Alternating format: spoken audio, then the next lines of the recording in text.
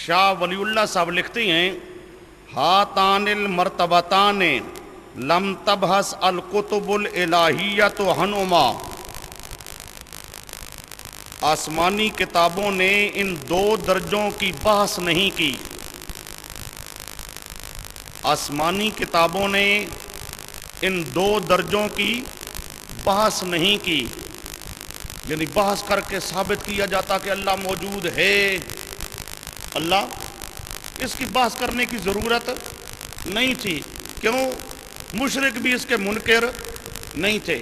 آسمانی کتابوں نے ان دو درجوں کی بحث نہیں کی، وَلَمْ يُخَالِفْ فِيهِمَا، ان دو درجوں میں مشرکو العرب، مشرکین عرب میں نے مخالفت نہیں کی، وَلَا الْيَهُودُ وَلَا النَّصَارَى، یہودیوں اور عیسائیوں نے بھی مخالفت نہیں کی۔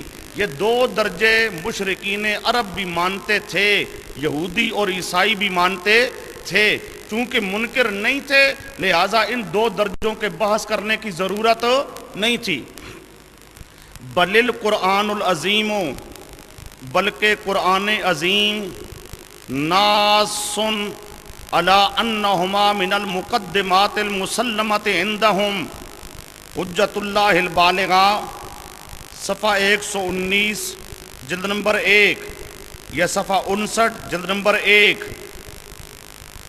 بل القرآن العظیم، بلکہ قرآن عظیم، ناسن، یہ نس یا نس نسن، اس سے اسم فاعل کا صیغہ ہے، ناسن، قرآن عظیم صراحتاً بیان کرتا ہے، نس کرتا ہے یعنی صراحتاً بیان کرتا ہے، قرآن عظیم صراحتاً بیان کرتا ہے کہ یہ دونوں درجے مقدمات مسلمہ سے تھے، مسلمہ عندہم، ان مشرکین کے نزدیک یہ دونوں درجے کیا ہیں؟ مسلم ہیں۔ اب پہلے دونوں درجے مشرکین عرب بھی مانتے ہیں، یہودی بھی مانتے ہیں، عیسائی بھی مانتے ہیں۔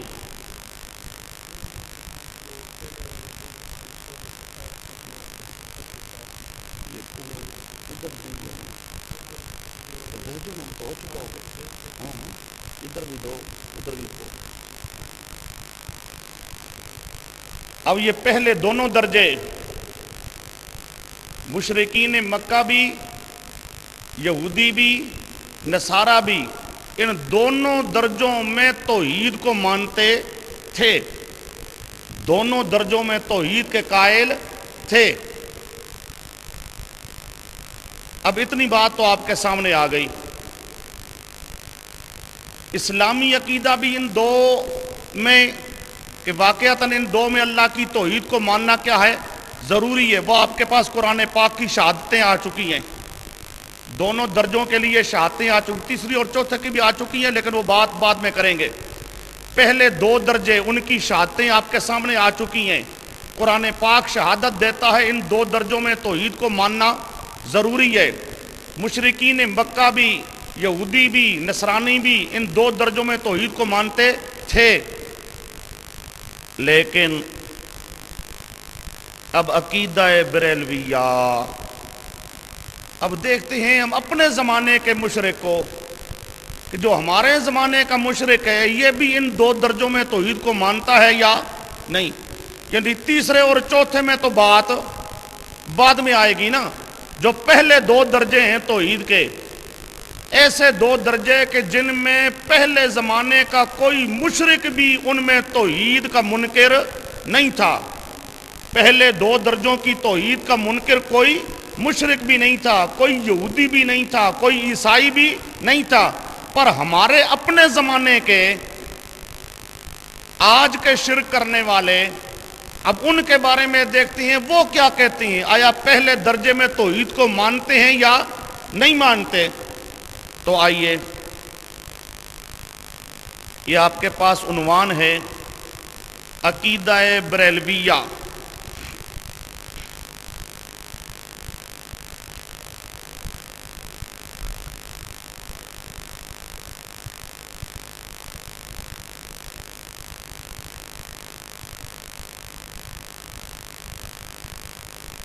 मौलवी मोहम्मद यार फरीदी, मौलवी मोहम्मद यार फरीदी बरेलवियों का बहुत बड़ा मौलवी, बहुत बड़ा पीर गुजरा है। उसकी किताब है दीवाने मोहम्मदी। उसको दीवाने फरीदी भी कहते हैं, दीवाने मोहम्मदी भी कहते हैं। दीवाने मोहम्मदी के अंदर ये बरेलवी मौलवी साहब, बरेलवी पीर साहब ये लिखते हैं। ये आजकल दीवाने मोहम्मदी मिल रही है। दीवाने मोहम्मदी के शुरू में बरेलवियों का एक बहुत बड़ा मौलवी अब फौत हो चुका है, अहमद सईद काज़मी। ये मुल्तान का हामिद सईद जो आजकल हुकूमत में भी आया हुआ है, इस हामिद सईद का बाप था अहमद सईद काज़मी। मौलवी अहमद सईद काज़मी, जिसे ये बहुत बड़ा अल्लामा ते बहुत बड़ा माहिर मनकूल ते माहिर माकूल, इमामुल माकूलात उसको कहते थे बरेलवी, अहमद सईद काज़मी को। इनका बहुत बड़ा अल्लामा है, बहुत बड़ा मौलवी है।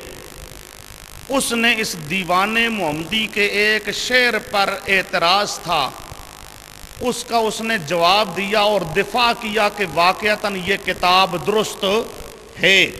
अब ये दीवाने मोहम्मदी किताब दुरुस्त है, इसके अशार दुरुस्त हैं। बात समझे? उसके शुरू के अंदर वो मुकदमा दर्ज है अहमद सईद काज़मी का। आजकल जो दीवाने मोहम्मदी मिलती है वो मौलवी मोहम्मद यार फरीदी, जिसकी गोया के तस्दीक कौन कर रहा है? अहमद सईद काज़मी। अहमद सईद काज़मी बरेलवियों का बहुत बड़ा अल्लामा। इस पाकिस्तान में यूं समझो जैसे दूसरा अहमद रज़ा खान था। वो पाकिस्तान के मौलवियों में वो इतना बड़ा माना जाता था, जिस तरह गोया के मौलवी अहमद रज़ा खान माना जाता था।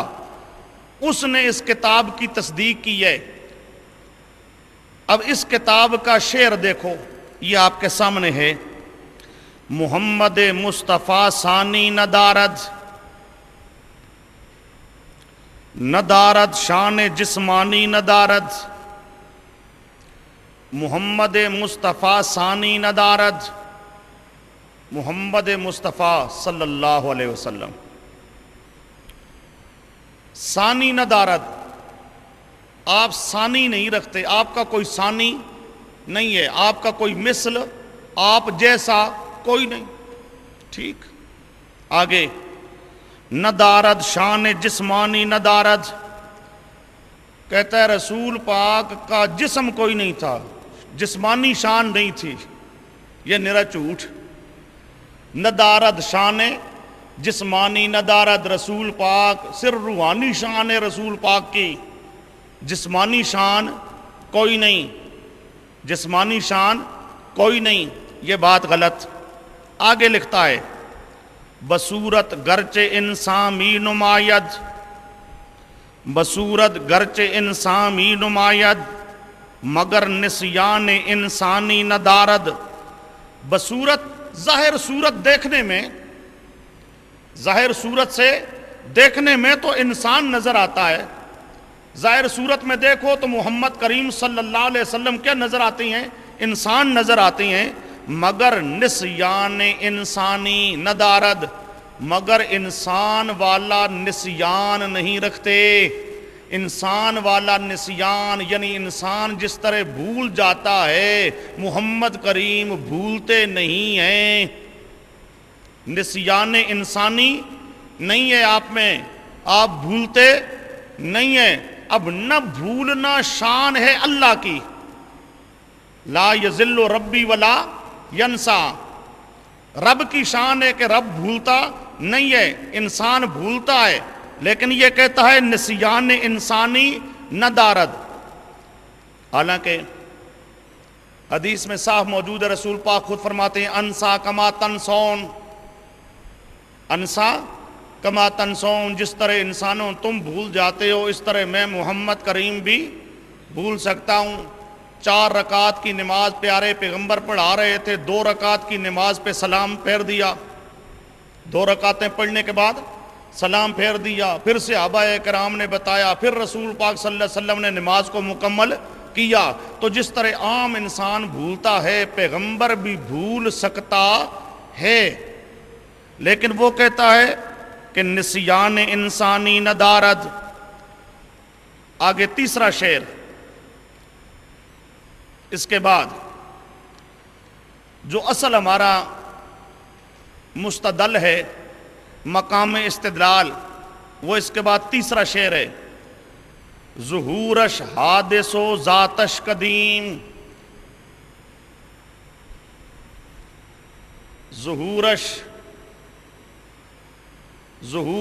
حادث و ذاتش قدیم،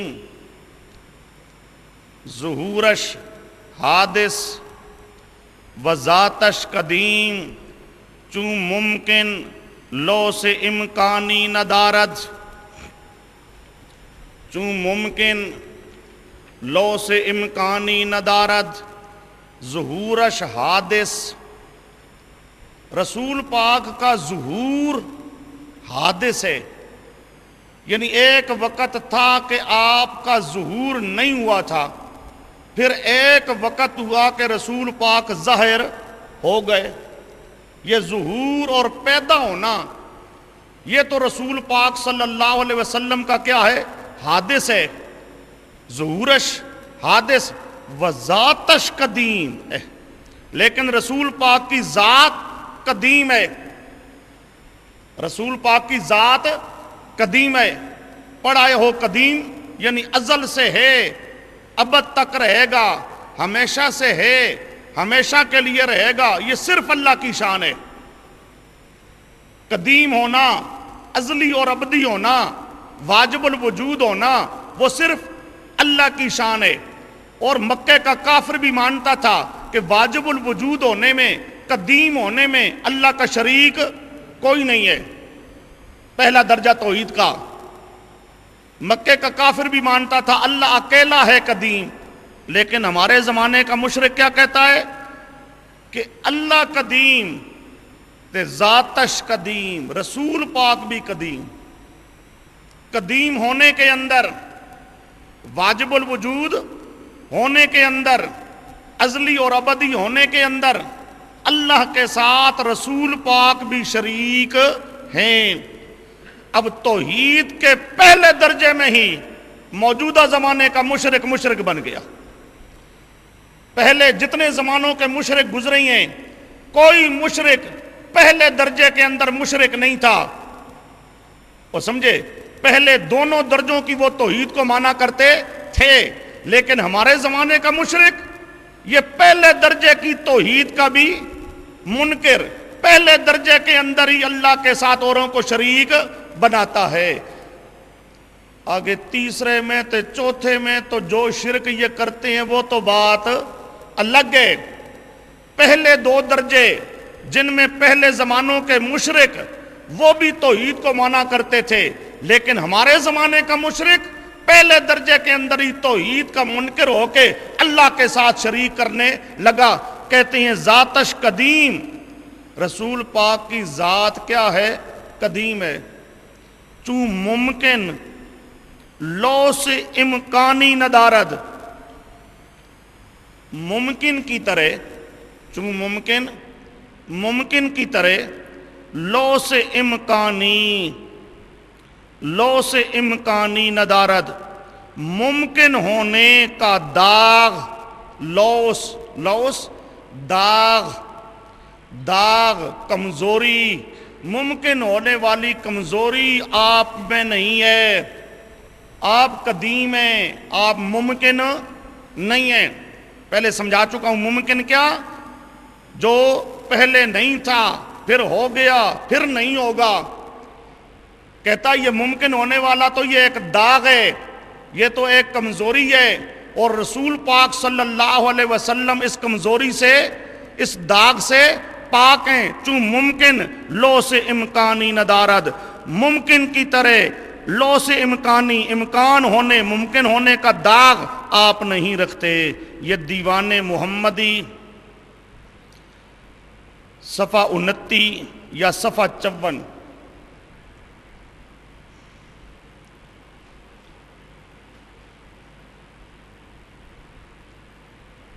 دیوان محمدی صفحہ 29 یا صفحہ 54۔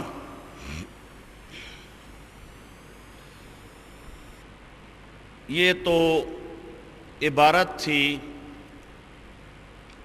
مولانا محمد یار فریدی،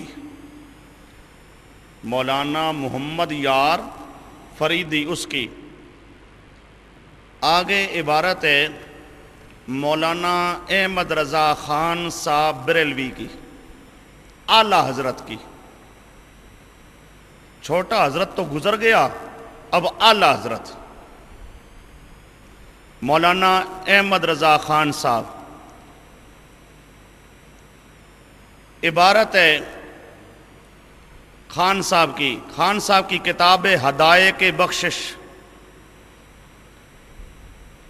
ہدایت بخشش، اس کے اندر لکھتی ہیں ممکن میں یہ قدرت کہاں،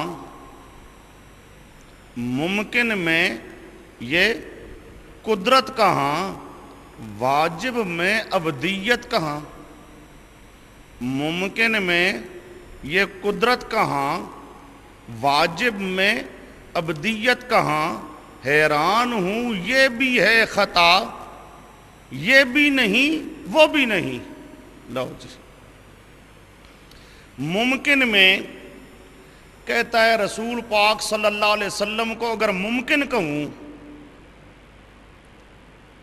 تو پھر قدرت، قادر ہونا، رسول پاک نے یہ کر دیا تے یہ کر دیا تے یہ کر دیا تے یہ کر دیا، یہ قدرت رسول پاک کی۔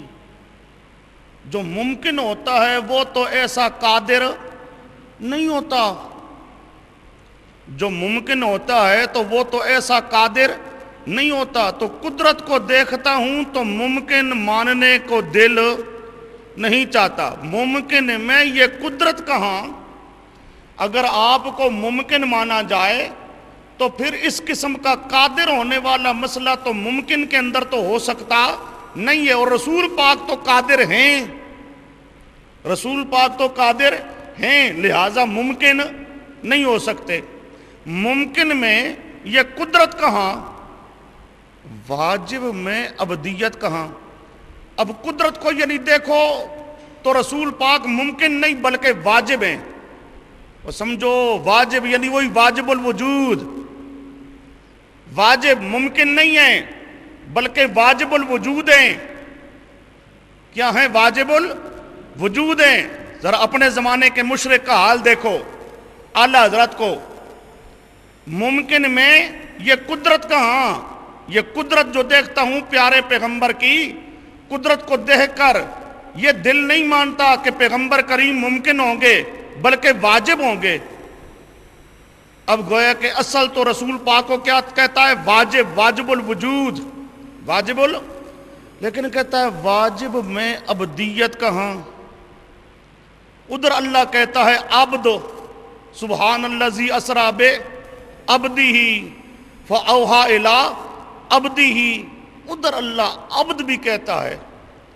اب ہیں تو رسول پاک واجب الوجود، لیکن جو واجب ہوتا ہے وہ عبد نہیں ہوتا، جو واجب ہوتا ہے وہ عبد نہیں ہوتا۔ ادھر قرآن عبد بھی کہتا ہے، ادھر قرآن عبد بھی کہتا ہے۔ اس لیے کہتا ہوں میں تو کہتا ہے میں تو حیران ہوں، اب کہوں تو کیا کہوں، کہوں تو اب یہ طریقے کے ساتھ یعنی رسول پاک صلی اللہ علیہ وسلم کے ممکن ہونے کا انکار کرتا ہے، رسول پاک صلی اللہ علیہ وسلم کے واجب الوجود ہونے کا اعلان کرتا ہے۔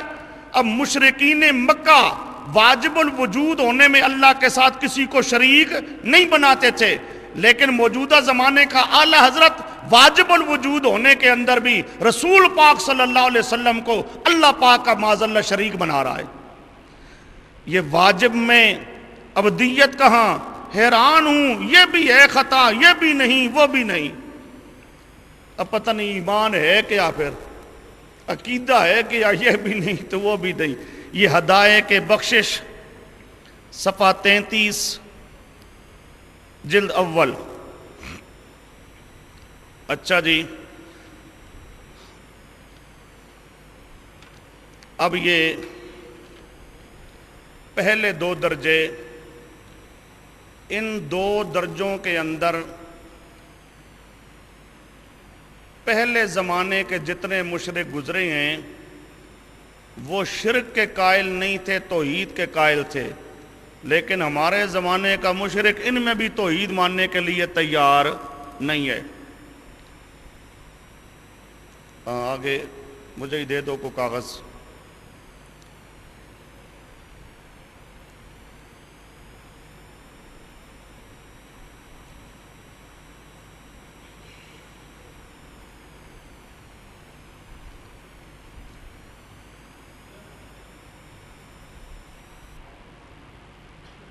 خدا کے بندے سارا ٹائم گزار دیتا ہے۔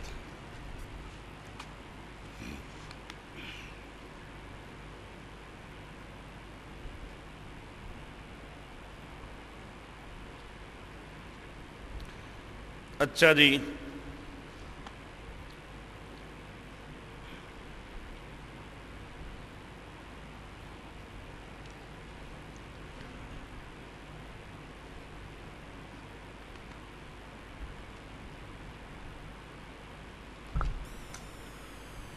تیسرا درجہ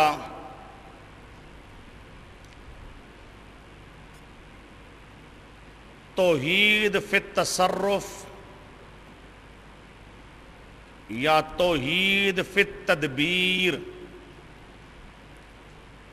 ذرا بات کو سمجھو، کاغذوں کو پھر دیکھنا۔ تصرف کرنے میں، تدبیریں کرنے میں اللہ اکیلا ہے۔ ما فوق الاسباب تدبیریں کرنا، تصرفات کرنا، کسی کو نفع دینا، کسی کو نقصان دینا، کسی کو بیمار کر دینا، کسی کو شفا دے دینا، کسی کو موت دے دینا، کسی کو زندہ رکھنا، یہ تصرفات، ہر قسم کے تصرفات کرنے والا صرف ایک اللہ ہے۔ یہ جو توحید فی التصرف اور توحید فی التدبیر تیسرا درجہ ہے توحید کا، اس تیسرے درجے میں پھر دو حصے ہیں، دو قسمیں ہیں۔ اب ان کو تھوڑا سا سمجھو۔ یہ جو